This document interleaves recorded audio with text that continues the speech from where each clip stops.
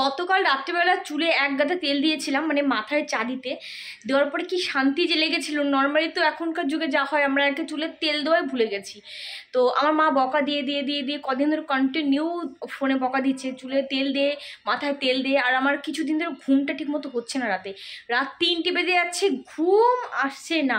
আর ভোরবেলার দিকে ঘুমটা থেকে যাচ্ছে, আর অগত্যা তো উঠতে হচ্ছে আমাকে, আর সারাটা দিন ঝিমুনি ভাব থাকে। তো কালকে রাত্রিবেলা সত্যি সত্যি মায়ের কথা শুনে, মায়ের বকুনি শুনে আর কি, বেশ অনেকটা পরিমাণে তেল দিয়ে ঘুমিয়েছি। রাত্রে ঘুমটা মনে হয় অনেকটা, মানে আগের দিনের তুলনায় অনেকটা বেটার হয়েছে ঘুম আমার। তো আজকে এখন আমি আবার দেবো তেল এক গাদা দিয়ে। শ্যাম্পু আজকেও করবো না, আজকে চুলে তেল রাখবো, কালকে পারলে শ্যাম্পু করবো। এটাকে এখানটা নিয়ে এসেছি, এটা কি সুন্দর গ্রো করেছে দেখো। এটা কিন্তু ব্যালকানিতে ছিল, এর কাচের যে গ্লাসের মধ্যে লাগিয়েছিলাম সেটা। তো এখানটা নিয়ে এসেছি আমি। তো যাই হোক, এখানটা থাকুক দুদিন, তারপরে আবার সরিয়ে নেব। তো গুড মর্নিং এভরিওয়ান, সবাইকে ওয়েলকাম করছি আমার নতুন আরও একটা ব্লগের সাথে। সবাই অনেক ভালো আছো, অনেক হ্যাপি আছো, এই কামনা করি। দেখতে থাকো ব্লগটা, আজকে আশা করছি তোমাদের ভালো লাগবে। এমন কিছু কিছু জিনিস আছে দেখবে, যেগুলো ব্যবহার করার পরে বা যেগুলো দেখার পরে ছোটোবেলার অনেক স্মৃতি মনে পড়ে যায়। যেমন চুলে তেল দিতে গেলে না, আমার ছোটোবেলার অনেক স্মৃতি মনে পড়ে যায়। একটা সময় অনেক চুল ছিল আমার, মানে কি বলবো, প্রচুর চুল ছিল। এখন চুল তো কিছুই নেই আমার, প্লাস চুলের আঁশগুলো আমার খুব মোটা মোটা।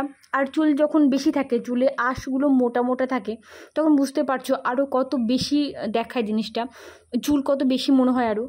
তো সেই চুল উঠে উঠে আপাতত এইটুকু আছে। তবু তোমরা অনেকে কমেন্ট করো, দিদি তোমার চুলে অনেক চুল, কিন্তু অনেক চুল নেই গো, বিশ্বাস করো, সব চুল উঠে গেছে, প্রচুর চুল উঠে। এই চুলে তেল দিতে গেলে ছোটোবেলার কথা মনে পড়ে ছোটোবেলা আমার পিসি, আমার কাকি খুব সুন্দর করে চুলে তেল দিয়ে দিত। আর চুলে যতবার তেল দিই না কেন, ঠিক এই মানে সেই ছোটোবেলার কথাই মনে পড়ে। এর ব্যালকানির অবস্থা এরকমই হয়, এটা নতুনত্ব কিছু না। দেখো কি অবস্থা, এখন এগুলোকে তুলবো, তুলে নিয়ে তারপরে ভাঁজ করব, না হলে হচ্ছে না। পুরো বিচ্ছি লাগছে, মানে ওইদিকে বিল্ডিং থেকে যে কীরকম যে দেখতে লাগছে তা বলার কিছু না। যদি এটা আমার বিল্ডিংয়ে বা আমার ব্যালকানিতে যে প্রথম বা এরকম হয়, এরকমটা না হয়, সবার ব্যালকানিতে অবস্থা। এখানটা এঁটেল মাটি আনা হয়েছে, দেখেছো, একজনকে দিয়ে এঁটেল মাটি আনিয়েছিলাম একটা জিনিস আমি তৈরি করব, কিন্তু এখনো পর্যন্ত সময় হয়ে উঠছে না তৈরি করার। বৃষ্টির দিনে এই একটা ব্যাপার, সব ঘরে জানালা বলো, ব্যালকানি বলো, সমস্ত জায়গাতে ভর্তি হয়ে থাকে জামা কাপড়ে। কিছু করার থাকে না, একতরফা দেই মেলে, আবার শুকিয়ে গেলে তুলে নিই, আরেকতরফা দিতে দিতে শুকোতে আরেকতরফা ওদিকে ধোয়া হয়ে যায়। আর বৃষ্টির দিনে জামা কাপড় পরিমাণটা একটু বেশি হয়, বাইরে গেলে মোটামুটি ভিজে যেতেই হয়, আর সেগুলো এসে ধুতেই হয় আবার, যেটা হয় আর কি। তো কিছু করার নেই। তো সব জামা কাপড়গুলো শুকিয়ে গেছে, এগুলো শুকিয়ে তুলে নেব। আর এই যে মেশিনে আবার ধুতে দিয়ে দিয়েছে এক গাদা, তো এইগুলো আবার মানে মেলে দেবো, স্পিন হয়ে যায় বলে একদিকে রেহাই আর কি। আজকে কিচেনে বেশ কয়েকটা বড় বড় কাজ করব, যদিও সবটা তোমাদের সঙ্গে শেয়ার করা হয়নি। এই যে সিঙ্কের ওপর দিকটা যে র্যাকটা রয়েছে, র্যাকটা বড্ড নোংরা হয়েছে। আর এখানটা যেহেতু সার্ফ সাবান রাখা হয়, তো সেক্ষেত্রে এই যে উপরে একটা প্লাস্টিকের একটা কি বলবো, এটা হচ্ছে আমার ম্যাট ছিল, টেবিল ম্যাট, সেই ম্যাটটাও বেশ নোংরা হয়েছে। আর হ্যাঁ, আমাকে একজন কমেন্ট করেছিলে, দিদি তুমি যে স্টিলের র্যাকগুলো ইউজ করছো এগুলো কি প্রপার কিনা, প্রপার স্টিল কিনা, কারণ তুমি বলেছিলে তুমিও ইউজ করছো, তারপরে তোমার নাকি জং ধরে যাচ্ছে। আমি দোকানে বলেছিলাম আমি প্রপার স্টিল নেবো, আমাকে বলেছিল প্রপার স্টিল। তবে কি বলতো, এখন দেখছি যে হালকা হালকা জং পড়ছে। দোকানদারের কাছে গিয়ে আমি কমপ্লেন করেছিলাম জং পড়ছে কেন। আমাকে বলো, বৌদি এটা জং নয়, এটা জলের একটা দাগ লেগে যায়, সেটা একটুখানি স্কচ ব্রাইট দিয়ে সাবান ছাড়া, সার্ফ সাবান ছাড়া একটুখানি ডলে দেবেন, দেখবেন উঠে যাবে। আর জং পড়লে কিন্তু সেটা কিন্তু উঠবে না। আর এটা জাস্ট একটা দাগ পড়ে যায়, লেয়ার পড়ে যায়, আর একটুখানি স্কচ ব্রাইট দিয়ে ডলে দিলে উঠে যাবে। তো সেটাই আমি করি, একটুখানি স্কচ ব্রাইট দিয়ে সাবান ছাড়া একটু ডলে দিলে খুব ভালোভাবে কিন্তু উঠে যায়। তো যাই হোক, হয়তো প্রপার হয় না, একটু তো লোহা তো থাকবেই, তো সেই কারণে হয়তো একটু হলেও জং পড়ে আর কি। তো ওইটা ভালো করে ক্লিন করে নিয়েছি স্কচ ব্রাইট দিয়ে ডলে, তারপরে মুছে নিয়েছি। তারপরে এই যে ম্যাটটা সুন্দর করে দেখো কেটে নিয়েছিলাম, এটা আবার বসিয়ে দেওয়ার পরে যেগুলো যা ছিল আর কি, সেগুলো আবার রেখে দেবো। আর এখানে যেহেতু সবই জলের কাজ আর সার্ফ সাবানের কাজ, তো সেক্ষেত্রে একটু তো নোংরা বেশিই হয় আর কি। তারপরেও ওই সপ্তাহে একদিন করে নামিয়ে ক্লিন করি। আর এখানটা এখন প্রত্যেকের বাড়িতে মোটামুটি এখন কাঁঠালের দানা মানে পাওয়াই যায়। আর এটা কিন্তু অদ্ভুত ভালো লাগে খেতে, খুবই ভালো লাগে খেতে এটা। কারণ হচ্ছে এটা এই যে এখনকার দিনে কাঁঠাল প্রত্যেকে খায়, আর কাঁঠালের দানাগুলো সব নিরামিষ তরকারির জন্য বা কাঁঠালের দানা ভাজা খেতে কিন্তু অনেক বেশি ভালো লাগে। তো সেই কারণে কিন্তু এগুলো রেখে দেওয়া হয়। আর এখানটায় যে নিয়ে এসছে আজকে মাছ, এক গাদা করে বেশি করে আনা হয় আর কি, সবসময় আনলে ফ্রিজে বেশি করে রেখে দিই। তো হাজব্যান্ড এখানটা 1 কিলো নিয়ে এসেছে চিংড়ি মাছ, তেলাপিয়া মাছ নিয়ে এসেছে প্রায় 800 মতো, 1 কিলো নিয়ে এসেছে রুই মাছ। আজকে এই মাছগুলো আনার জন্য একটা বড় কাণ্ড ঘটে গেছে আমার বাড়িতে। তোমরা থাম্বনেলে এবং টাইটেলে আশা করছি তোমরা দেখেছো বা বুঝতে পারছো কি হয়েছে। তো চলো তোমাদের সবই বলবো একা কি হয়েছে না হয়েছে। তো এখানটা আমি আগে প্রথমে মাছগুলো বড় বড় নিয়ে এসেছি, আমি একটুখানি মাঝখানে একটা করে কেটে নেব। আর এই কাইচিটা কিনে এত সুবিধা হয়েছে কি আর বলবো তোমাদেরকে, এত ভালো মাছ কাটা হয় জানো তো। এটা অনেক দিন ধরে ভেবেছিলাম নেব প্রায় 1 বছর ধরে, তারপরে যাই হোক যদিও নিয়েছি, এটা আমার অনেক দিন 6 মাস হয়ে গেছে আমি কিনেছি এটা। তো এই কাঁচিটা দিয়ে জানো তো মাংস মাছ বড় বড় পিস থাকলে সেগুলো ঘরে এসে অনায়াসে কিন্তু ছোট করা যায়। শুধুমাত্র মাছ মাংস বলে না, অনেক জিনিস আছে এরকম যে ঘরে এসে কাটতে হয়, সেক্ষেত্রে কিন্তু অনেক উপকার এই কাঁচিটা। তো এটা আমি অ্যামাজন না ফ্লিপকার্ট থেকে আমি নিয়েছিলাম যেন। তো যাই হোক, আর এবার মাছগুলো সব ধুয়ে রেখে দেবো। এবার যে ঘটনাটা ঘটেছে, মাছগুলো 3-4টে বড় বড় কন্টেনারে রাখা হয়েছে, যেহেতু 1 কিলো চিংড়ি মাছ। আর হ্যাঁ, এখানটা দেখতে পাচ্ছ চিংড়ি মাছ কিন্তু আমি ধুয়ে ভালো করে রেখে দিচ্ছি। এখন আমার কাঠটা মানে বেছে নেওয়ার সময় নেই। 1 কিলো চিংড়ি মাছ বাছতে গেলে 2 ঘন্টা, কম করে 1 ঘন্টা তো লাগবেই।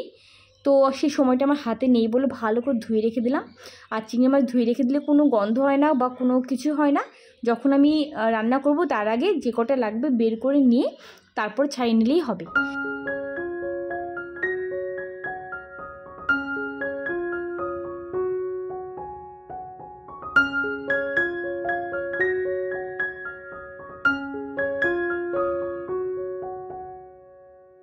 এই যে ফ্রিজের মধ্যে দেখতে পাচ্ছ মানে ডিপ ফ্রিজে বরফের পরিমাণ কতটা, আর এটা কয়েকটা দিন বাদে বাদে হয়। তোমরা দেখো, এটা নিয়েই সাংঘাতিক ঘটনাটা ঘটেছে। তো যাই হোক, এটা এখন ডিটেলসে আমি কিছু বলছি না, এখানটায় রান্নাও বসিয়ে দিচ্ছি। যতটুকু মাছ লাগবে আর কি ততটুকু মাছ বের করে নিয়েছি। 4 পিস এখানটা আমি নিয়ে নিয়েছি রুই মাছ, আর এখানটা চিংড়ি মাছ খানিকটা বের করে নিয়েছিলাম উচ্ছে দিয়ে করবো। এখানটা আমি সোমবার দিয়ে দিয়েছি উচ্ছের দেওয়ার আগে জিরে, আর দিয়েছি একটুখানি রাঁধুনি, ব্যাস। তারপর আমি উচ্ছেটা দিয়ে দিয়েছি লবণ লঙ্কা হলুদ, আর আমি একটুখানি জিরের গুঁড়ো দেবো। যে সমস্ত বাচ্চারা আর কি একদমই তেতো খেতে চায় না, কিন্তু তেতো খাওয়া তো দরকার জরুরি। তো সেই সমস্ত মায়েদের জন্য বলবো এইভাবে একবার উচ্ছে রান্না করে দেখতে পারো। একটু চিংড়ি মাছ দেবে, দেখবে একদম তেতো হয় না, উচ্ছে তরকারিটা খেতে অপূর্ব স্বাদ হয়। আর মানে ছোট থেকে বড় সবাই খাবে। আমার আদম তো তেতো খেতে চায় না একদমই, কিন্তু এইভাবে রান্না করলে ওরা কিন্তু খেতেও চায়। আর মানে খাইয়ে দিই আমি একটু। তো এমন দিনে উচ্ছে খেতে চায় না, কিন্তু এইভাবে করলে সত্যি ওরা খুব ভালোবাসে খেতে। 1 ফোঁটা তেতো হয় না উচ্ছে তরকারি, চিংড়ি মাছটা তেতোটা টেনে নেয় আমার মনে হয়, এটাই যা। আর এখানে শাক ভাজি করে নিচ্ছি আমি, ওই যে দেখলে তোমরা। আর এখানটা হচ্ছে ওই চিচিঙ্গা দিয়ে আলু দিয়ে একটা মাছের তরকারি করব। যা যা রান্না করলাম সব কিছু দুপুরের জন্য। আর হ্যাঁ, ওই যে আমি উচ্ছে তরকারিটা করলাম, ওই উচ্ছে তরকারিটা কিন্তু শুধুমাত্র একবেলার জন্যই খাবে, মানে যদি কখনো না করে থাকে এইভাবে। কারণ ওটা গরম গরম না খেলে না, ঠান্ডা হলে বড্ড বেশি তেতো লাগবে। মানে নর্মাল গরম অবস্থায় যতটা বেশি তেতো না লাগে আর ততটা বেশি লাগবে ঠান্ডা। সাংঘাতিক একটা বিপদ হঠাৎ করে ঘটে গেল, মানে সাংঘাতিক বললে চলে আর কি। সেটা হলো ফ্রিজের উপরে। তোমরা দেখলে একটু আগে যে অনেক রকম মাছ ধুয়ে ঠুয়ে আমি রেখে দিয়েছি কন্টেনারের ভিতরে, ফ্রিজে রাখবো। তো ফ্রিজটা হচ্ছে এতটা পরিমাণে বরফ জমে আমার ফ্রিজে, তোমরা জানো। তো কী হয়, কদিন বাদে বাদে ফ্রিজ 2 দিন অফ রেখে দিতে হয়, আদারওয়াইজ কী হয় অফ রেখে তারপরে আবার ওটাকে খুঁচিয়ে বরফটাকে বের করতে হয়। 2 দিন অফ রাখাও অনেক সময় সম্ভব হয় না বলে 2 ঘন্টা অফ রেখে তারপরে ভালো করে খুঁচিয়ে বরফগুলোকে ক্লিন করি। আজকে আমার কর্তাবাবুকে বলেছি আর কি, তুমি একটু ক্লিন করে দাও ফ্রিজটা, কারণ ডিপ ফ্রিজে একদমই কন্টেনারগুলো ঢুকছে না। 2টো মাত্র কন্টেনার ঢুকেছে, বাদবাকি ঢুকছে না, আর অতগুলো মাছ খারাপ হয়ে যাবে। তো সেই কারণে ও বসেছে একটা বড় স্পুন নিয়ে, ও জোরে জোরে খুঁচিয়ে বরফগুলোকে ক্লিন করছে। আমি বললাম জোরে করো না, আস্তে আস্তে করো, ক্ষতি হতে পারে ডিপ ফ্রিজে। ও করছে, ওর কিছু হবে না। চামচ দিয়ে খোঁচাতে খোঁচাতে এমন জায়গা হতো, এমন একটা তারে হয়তো লিক হয়ে গেছে ডিপ ফ্রিজে, হঠাৎ করে ধোঁয়া বেরিয়ে গেছে আর একটা শব্দ হয়েছে আর কি, অনেকটাই ধোঁয়া হয়েছে আর কি। তো আমি না ভয় পেয়ে গেছি, ও ভয় পেয়ে গেছে, কারণ এরকম আগে কখনো দেখিনি এরকম ব্যাপারটা। সঙ্গে সঙ্গে ফ্রিজ অফ করে দিয়েছি, দেওয়ার পরে তারপর অনেকক্ষণ ধোঁয়াটা মানে বেরিয়ে যাওয়ার পর তারপর আর ধোঁয়াটা বেরোয়নি। তো আস্তে আস্তে সমস্ত বরফগুলো ক্লিন করে নিয়েছি, কিন্তু ফ্রিজ পুরো খারাপ হয়ে গেছে, ফ্রিজ আর কোনো কাজই হবে না। তারপরে টেকনিশিয়ান দাদা ছিলেন আর কি, ওনাকে ফোন করলাম আর কি, আমাদের চেনাশোনা আর কি। তো ফোন করতে উনি এখন আসতে পারবেও না, বলে 2 দিন লেট হবে, 2 দিনের মধ্যে আসতেও পারবে না।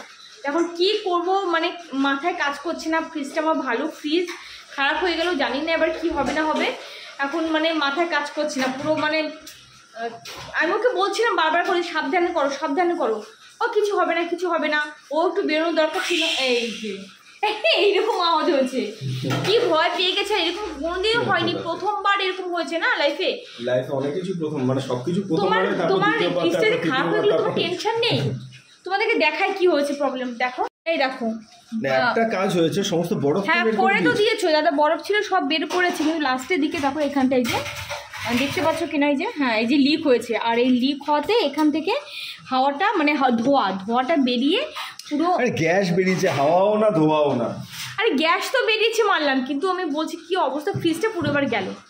তো ভাবো এবার না আটকা গন্ধ বেরোচ্ছে, ফ্রিজ বন্ধ করে রাখলে গন্ধ বেরোয় এমনিতেই।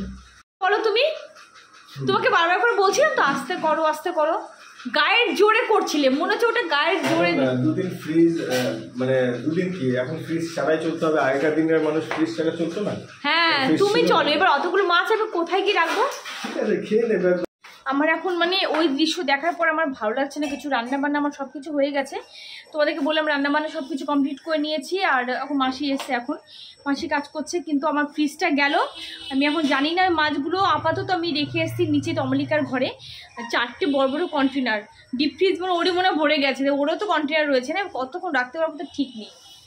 এখন আমি জানি না আমি কী করবো, মাথা কোনো কাজই করছে না, বলো আমি আমার কোনো কাজই করছি না। না না মাথা আমার চাপতে হবে না, আমি বারবার করে বারণ করছি শুনলি তুমি। আরে কি হয়েছে, হয়ে গেছে কোনো জিনিস, এটা নিয়ে এত আরে না না রীতিমতো চামচ দিয়ে জোরে জোরে বরফে করছিল, আমি বললাম করো না, তো জোরে জোরে করো না, কারণ এটা মানে গায়ে জোর খাটানো জিনিস না, গায়ে জোরে করিনি। দাও তাহলে এবার আমাকে একটা ফ্রিজ কিনে দাও, ফ্রিজ কিনে দাও, আমার ফ্রিজটা চলতে পারবো না, কারণ সব কিছু তুমি দেখো তো সব প্যাক ট্যাপ থাকে ফ্রিজের মধ্যে আমার, দাও এবার কিনে।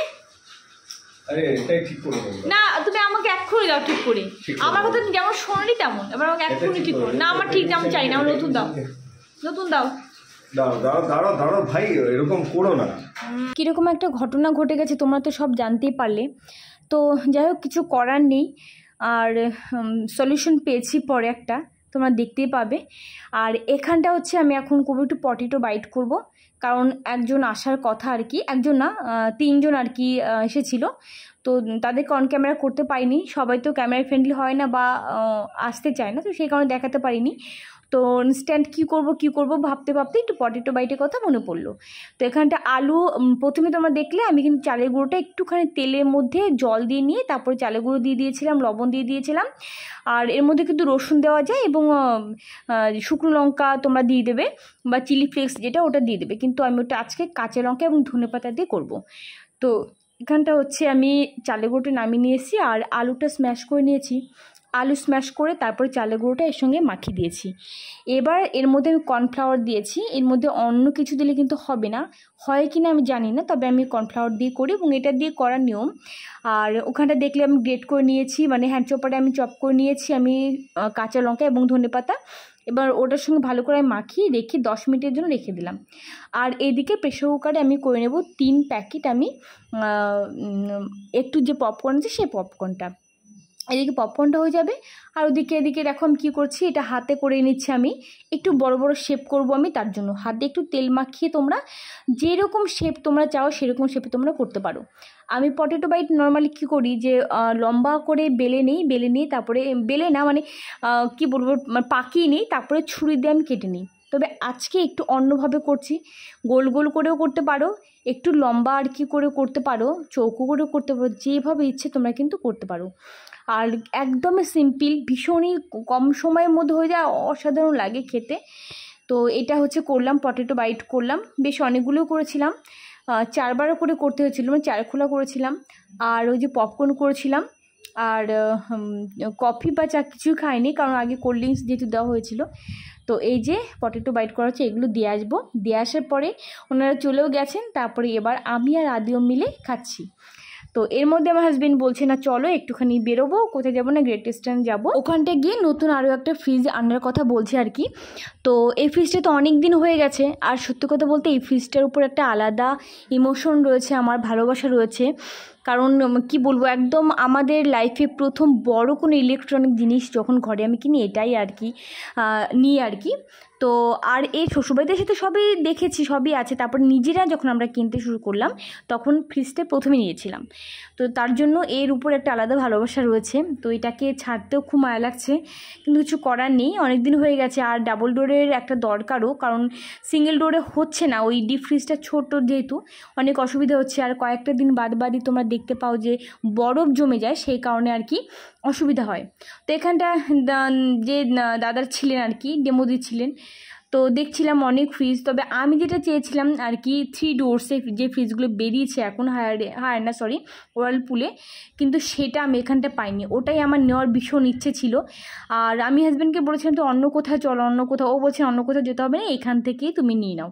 বাচ্চা কাচ্চা নিয়ে আবার কোথায় যাবো, এই যাবো একটু মানে ইয়ে করে আর কি। তো যাই হোক এখান থেকে নিয়ে নিলাম। তো প্রথমে আমি এগুলো ভেবেছিলাম এর ভিতর থেকে একটা নিয়ে নেব, স্যামসাং নেবো ভেবেছিলাম, পরে তো নিয়ে নেবো। তো যে মডেলটা আর কি নেব একদমই নেওয়া না ভেবেছিলাম, সেটাই আর কি পরে নেওয়া হয়েছে। অনেকটাই বড় ফ্রিজ, 301 লিটারের ফ্রিজ এটা আর কি। তো তোমাদেরকে দেখাতে পারলাম না, কারণ সেটা পরে সিলেক্ট করেছিলাম, ওই মুহূর্তে ওটা আমরা সিলেক্ট করিনি। তো যাই হোক চলো নেক্সট ব্লগে দেখতে পাবে যে কোন ফ্রিজটা আমরা নিয়ে এলাম না এলাম। আর নেক্সট ব্লগে আমরা অন্য কোথাও বেড়াতে যাচ্ছি, সেটাও তোমরা দেখতে পাবে। তো চলো আজকের ব্লগ এখানটা এন্ড করব, আর কন্টিনিউ করছি না। দেখা হচ্ছে নেক্সট ব্লগে। সবাই অনেক ভালো থেকো, অনেক হ্যাপি থেকো। আজকের মতো সবাইকে টাটা করছি।